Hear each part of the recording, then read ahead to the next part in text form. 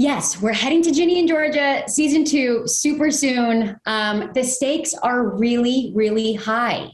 I'm a huge fan of Ginny and Georgia. I was on a plane watching it, and when I got to my destination, I didn't go where I was supposed to be, like, go out. I finished the season on my phone. Oh my gosh, yeah. I could not stop, so it's addicting. What can you tell me about where we're at with the production on season 2? So look, we start very soon, which is also one of the reasons we wanted to go to Aruba, because we shoot Ginny and Georgia over in Toronto, and we're going to be there all winter. So it's going to be very cold.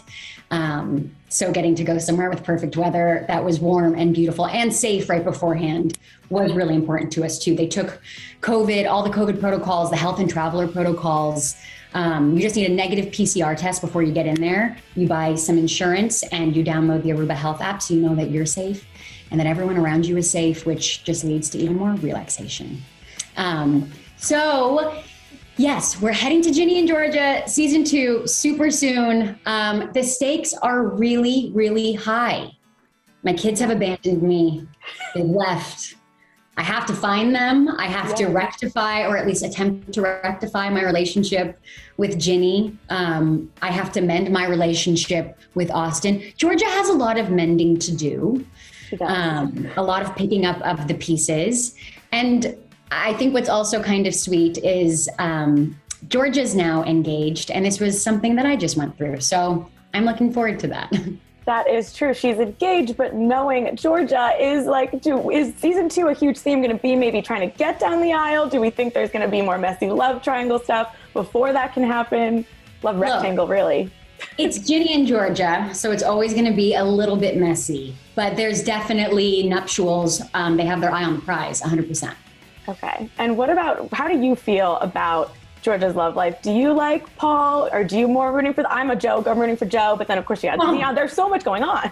It's too hard. They're all so different, and they're all, the actors are just incredible as human beings, but also the characters they play are so incredibly charming and lovable, and they're all incredibly authentic. And I think Georgia sees something completely different in all of them, and they all bring out different things in her. And I think with Paul, where she's at right now, it's a lot of power. She and Paul actually have a lot in common that I think nobody assumed at first. But Paul's power hungry too. And I think Georgia appreciates that he sees that in her. Can you tell me anything about where Ginny went with Austin? No, I can't tell you that. But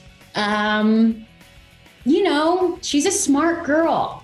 Ginny is very savvy. She has learned a lot from Georgia. And Ginny has her own plan too.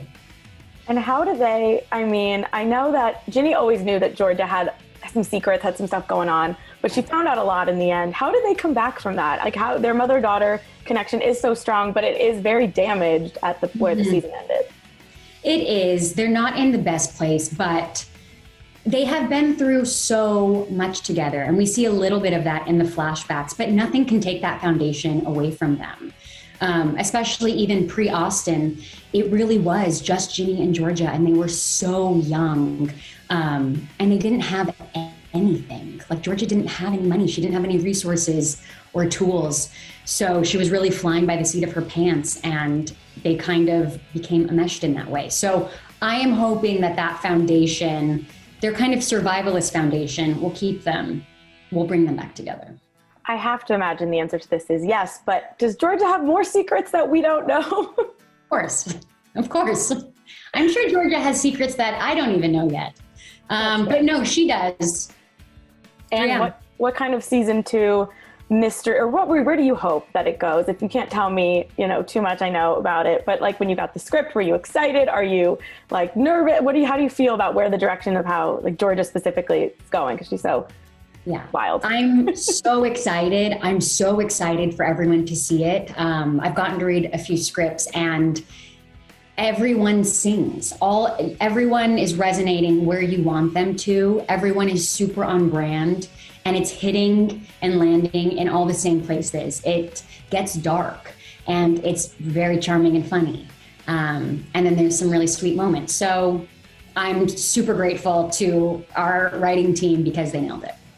And the reaction to season 1, I mean, I feel like was so huge and everyone is so excited. How was that to see people embracing the show and so eager for it to come back? Yeah, it was incredibly heartwarming. It's not something that you can ever predict. You kind of lay it all out there and you do your job and you hope that people find it and that it means something to them, but you just never know. So getting to see the response has been incredibly heartwarming and inspiring and more motivating to get back there. Do you have a ideal or goal of where Georgia is going to end up? Like do you want her to stay with Paul? Do we want her to take over the town? Do you think they need to run away again? Do you have any big time dream goals for Georgia and of course Ginny and Austin? Well, it's tough because I don't want Georgia to lose too much of herself. She's such a chameleon that I feel like my only hope for Georgia is that she can find out who she really is. And she doesn't need to keep being a chameleon, but she always will be a little bit. That's who Georgia is. Oh, I love that. Okay, well, thank you so much for talking to me. And is there anything else you want to let me know about Aruba and your awesome vacation and honeymoon and all that fun stuff?